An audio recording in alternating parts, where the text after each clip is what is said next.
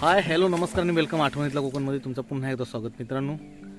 जवळजवळ 3-4 महिने व्हिडिओ पडत नव्हते कारण एकदा आंब्याचं सीझन चालू झालं की आपलं जोरदार काम चालू होतं. यावर्षी आंबे कमी होते त्यामुळे कामगार कमी केले आणि मग ते उरलेल्या कामगारात होते ते आंबे ॲडजस्ट होत नव्हते कारण आपलं धोंडू अचानक मध्ये पळालो एक कामगार, मग ती 2 माणसं कमी झाली आणि त्यामुळे आपले जे व्हिडिओ वगैरे होते हा सगळा बंद झाला. त्या 2 कामगारांचं काम माझ्यावर येऊन पडलं. त्यातून हाताचा जरा प्रॉब्लेम झालेलो तर थोडं ठीक आहे. तर सीझन वगैरे संपलो, सर्व देखील पेरून झालो, पण यंदा पावसाची अशी हालत आहे, पाऊस पडलो तर पडलो नाहीतर पडतच नाही. कुठलो पण कधीच्या कधी बिळा जर मोकळी झाली या कळालाच नाही, कधी आपल्या व्हाळात पाणी येईल ह्या देखील कळाला नाही. थोडं पाऊस पडलो त्याच्यातच पाणी येईल. अजून जसा पाणी येऊन व्हाळातली सगळी कचरा असता पालापाचोळा असता तो वाहवान जाऊ तसातून गेला नाही आणि रेग्युलर कामं चालू झाली.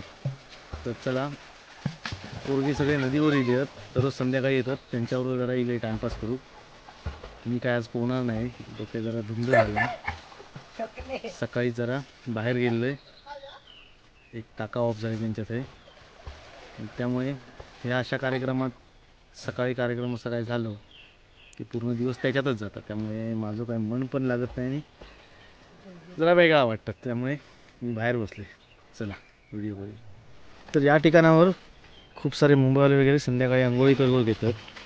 बकऱ्याचा मटण चांगला मिळतात त्यांच्याकडे. प्लॅनिंग सगळा बकऱ्याचा मटण, मळवे मासे सगळा वैभववाडीत जाऊन घेऊन यायचं असं चालला.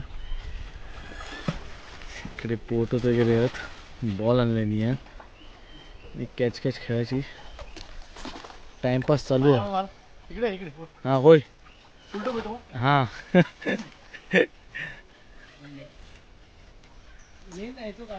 आणि इकडे समूह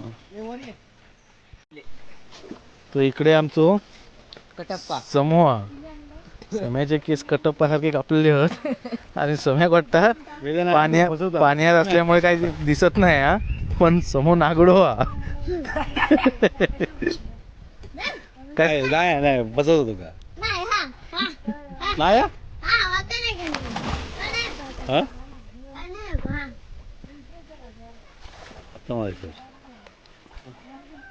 आगोळ जबरदस्त हा.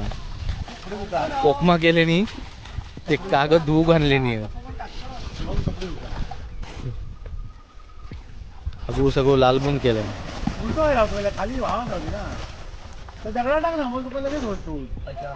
इकडे नदीच्या बाजूक अशी वेगवेगळी फळं देखील आहेत आणि ही फळं औषधी असतात, खाल्ली जातात. माका तर खूप आवडतात, मी माझ्या पोरग्यांका देखील देते. ती ह्या फळांका लिस्टिपची फळं म्हणतात कारण त्यांचा कलर गर्द लाल आहे आणि आवडीन खातात.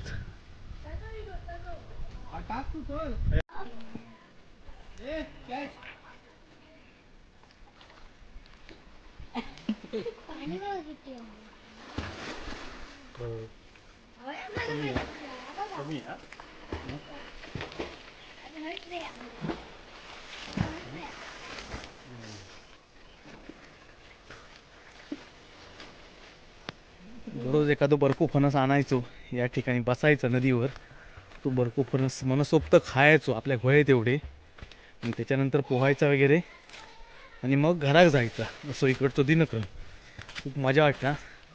आणि ह्या नदीच्या बाजून असा फिराक शांत वातावरण वाटतं, मस्त मजा येतं. पुरा जंगल आहे. घराकडे कितीही गरमी होत असली तरी हईला एक वेगळा समाधान वाटतं. नदीच्या ऐलाडी पैलाडी येण्यासाठी जाण्यासाठी नवीन ब्रिजचं बांधकाम चालू आहे.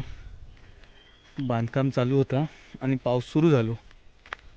ॲक्च्युली एका वर्षात होणारं काम नाही, खूप मोठं काम आहे. एक 5-6 महिने या काम चालू होतं. फक्त 1-2-3-4 पिलर उभे राहिले आहेत. तिकडनं मधनं रस्तो गेलेलो होतो तात्पुरतो, त्यानं माणसं ये जा करायची. पावसाळ्यात अचानक पाणी येऊन अपघात होऊ शकतात, त्यासाठी JCB लावून स्पेशल मधनं हे रस्तो हे कट केल्याने या सामान सगळं इकडे टाकून रस्तो बंद करून टाकले.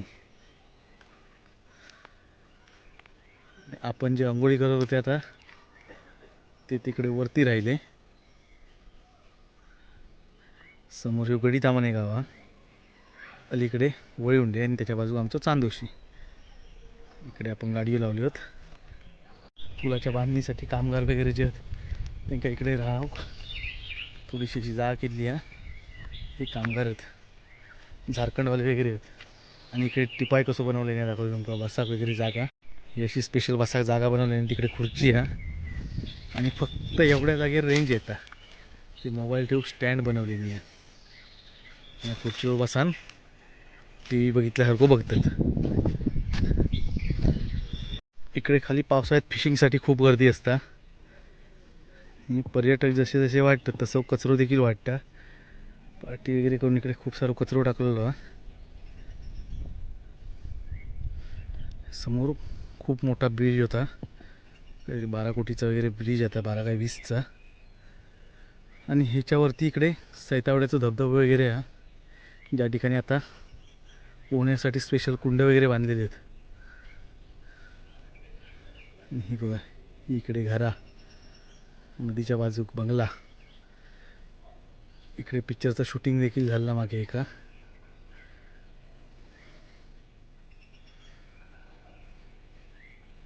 तर सगळ्यांची आंघोळी वगैरे करून झाली आहे. पालो काढूसाठी स्पेशल पुढे इल्ले वैता माझा पालो काढलेलो हा. आणि मग अशी तुमका जो सांगितले स्टँडवाला माणूस तर तो कसं बसलो फुल एन्जॉईंग लाईफ. तिकडे बसलो हा मजा घेता सगळ्या वातावरणाची. इकडे येऊ कलकत्तावालो कामगार एक घरी येऊ बसलो फिशिंगला. आणि हे बघतात नेमकं कसे घरी होतात आणि काय करतात. काय गावला काय